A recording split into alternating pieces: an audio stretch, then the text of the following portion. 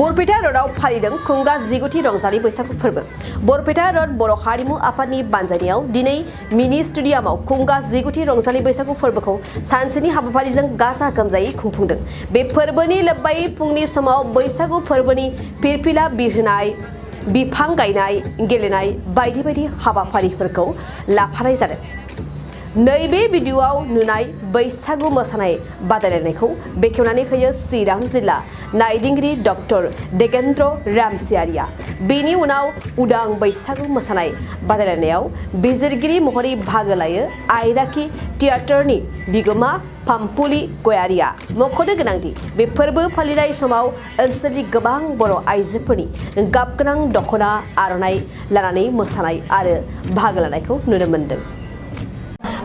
दिनै बरपेटा रोडआव रंजालि बैसागु फोरबो फालिनायाव आंखौ दि बेहाय एज ए जाज हिसाबै लेंहरदों, आं जोबोद गोजोननाय मोनदों आरो बरपेटायाव फैनानै बे बैसागु फोरबो फालिनायाव दिनै फैनानै गोसोआ जोबोद मोजां मोनदों आरो निस्सय फैगौ बोसोराव बेबायदिनो रंजाफैनो मोनबावथों आसा खालामो आरो आं बरपेटा जिमान बे दा ओनसोल जा फांसनखौ बानायदों बे ग्रुपखौ आं गोसो गोरबोजों आंनि गोरबोनिफ्राय साबायखर बावबाय आरो जेसेबां रायजोफोर नायफैदों बेयाव जाहाथे सब समाय बैसागु फालिनायाव बयबो बिदिनो लैहोर लैहोर फैनानै नायफैयो, ज' जाफैयो आरो बैसागु बोथोरनि बे दा रंजालि फोरबो फालिनायाव आङो मोजां मोनो। दा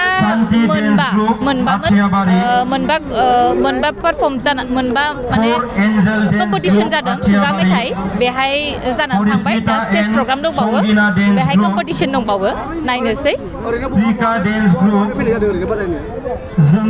बेनिफ्राय चिरां बिजनि आरो नैबे बरपेटानि दंखायो। चिरांनियानो बांसिन चिरांनियानो खोमा आं बेबायदि मोनदों आरो बर' रायजो राजाफोरखौ आं बेखौनो मेसेज हरगोन जे जोंनि बैसागु फोरबोआ बोसोराव खेबसेल' फैयो। स' बयबो हासि खुसि बयबो मोजाङै फालिनांगौ आरो फैगौ बोसोराव जों फिन बेबायदि लोगो मोनथों होननानै आसा खालामदों आरो जों बयबो मोजाङै थांना थाथों, बिदिनो बैसागु फोरबोखौ फालिलांबाय थागोन। जै बर' हारिनि जै। जिसे थाखोआव मुं थिसननो गोनां फरायसाफोरनि थाखाय मोनसे गोनां फोसावथाय। क'क्राझार दा रिलेटिभ पाब्लिक स्कुलाव थाखो 10 सिम मुं थिसननाया सोलिगासिनो। साइन्स आरो आर्ट्स मोन्नैबो आयदायाव थाखो 10 नि मुं थिसननाया सोलिगासिनो।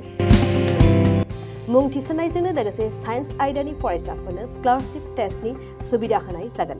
बेनि गेजेराव फरायसाफोरखौ टप 3 सायख'नाय जागोन। 75% आरो स्कलारशिप टेस्टनि काट अफ मार्क जागोन।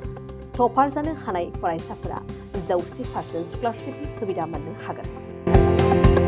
टपार फरायसाफोरनो क'क्राझार दा रिलेटिभ पाब्लिक स्कुला 2 बोसोरनि बेसेन नाङाजासे सोलोंथाइ लानो सुबिदा होगोन।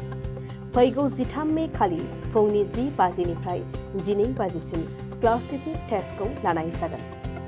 आबुं मिन्थिनो थाखाय 7086401137 नङाब्ला 9435704380 जानबुं अनजिमा आरो relativepublicschool@gmail.com आवबो जगाजग खालामनो हागोन।